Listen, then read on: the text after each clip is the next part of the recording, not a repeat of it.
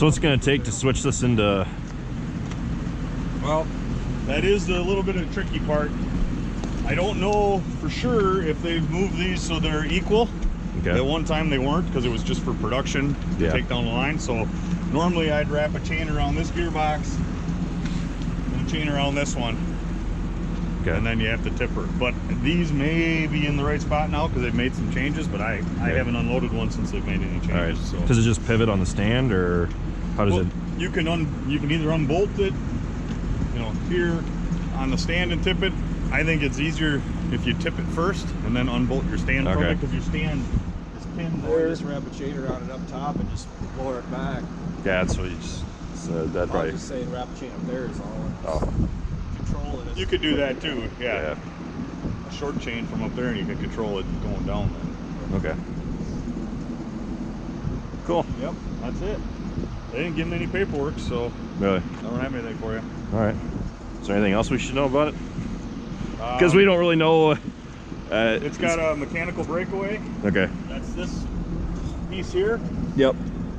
So when it's hooked to the tractor, you pull that little pin out. The weight of it keeps it on your 2-point. Okay. But if you hit something, it's gonna pivot right at that point. So you know that's down here. So you're pinned in here, and it pivots there, so that lifts it up and back. Okay. You know, 12 inches. Okay, just in case you hit something too solid. Just in case you hit something solid. Yeah. Oh, that's kind of cool. Yep. Okay.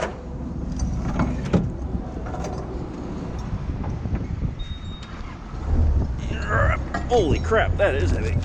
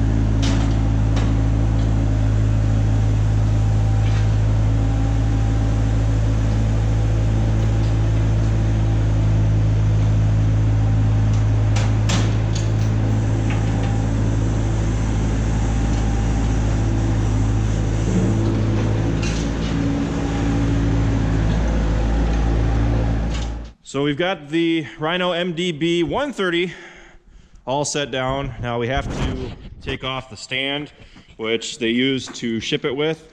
So we're gonna work on taking off the stand, and then we should be able to mount it onto the 7600.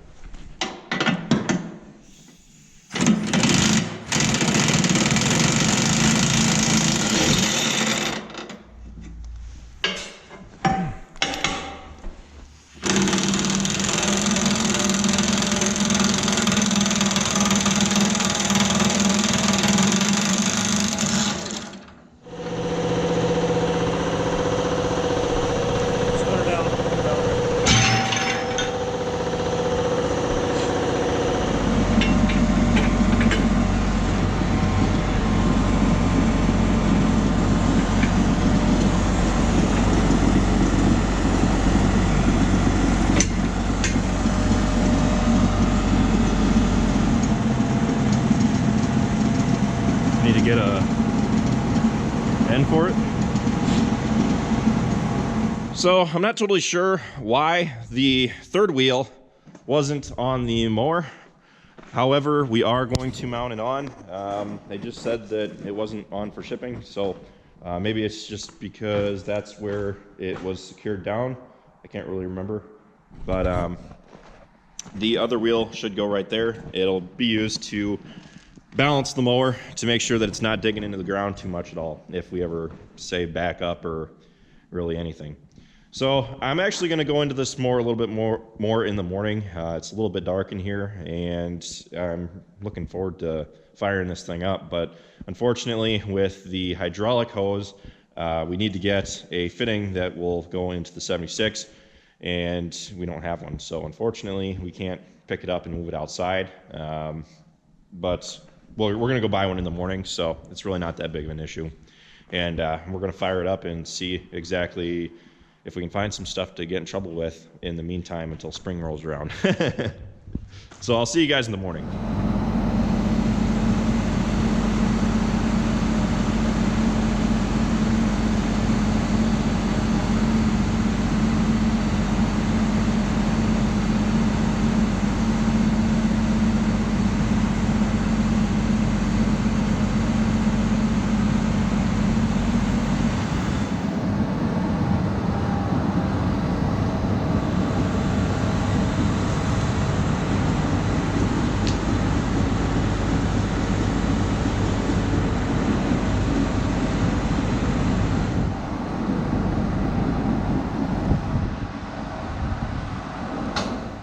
All right, we have the Rhino MDB130 all set up.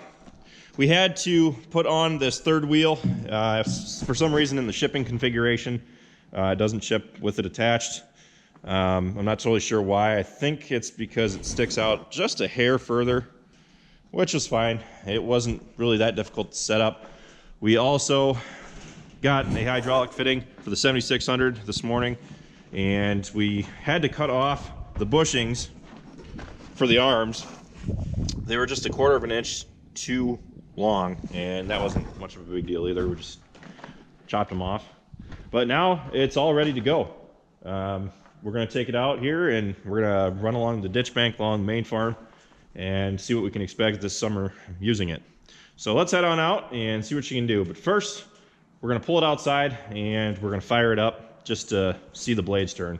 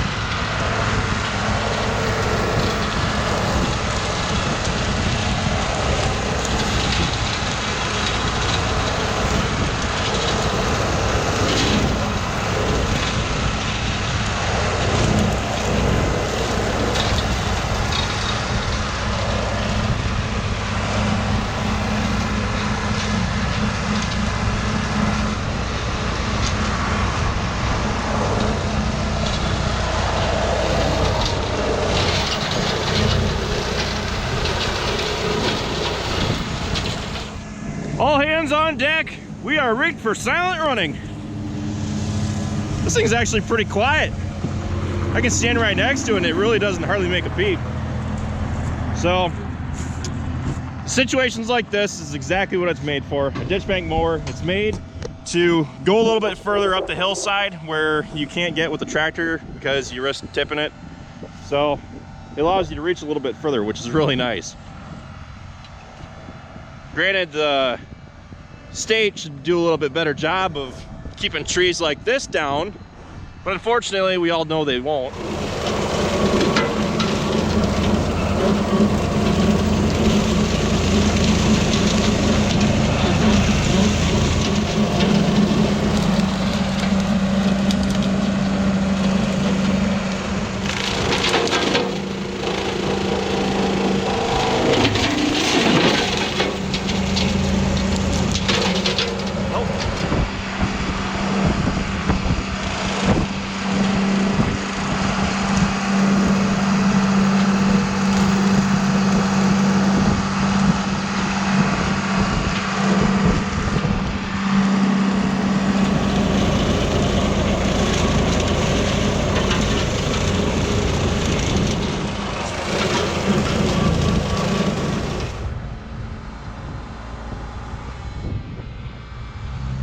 Now this little strip of grass is left over because the 4155 with its flex wings, you know, actually got quite a bit of it, but it couldn't reach this little narrow strip. So having a mower like this is going to be really nice, especially for the farm day, for cleaning things up.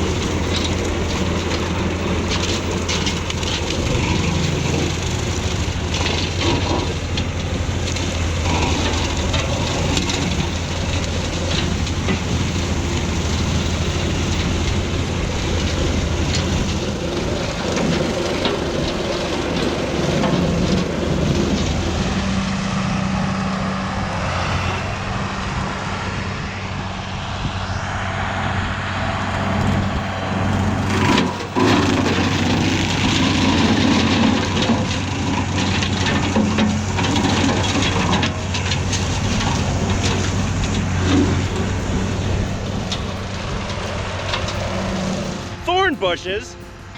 Oh, no, no, no.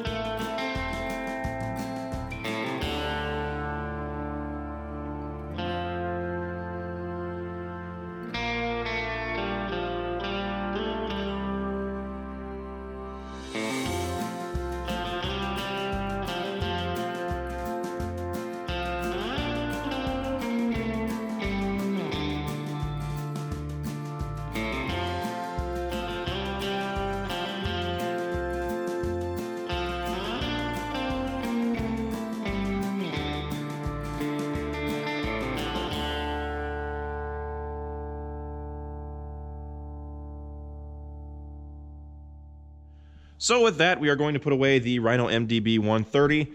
Now, this mower is going to come in handy for mowing ditch banks this year.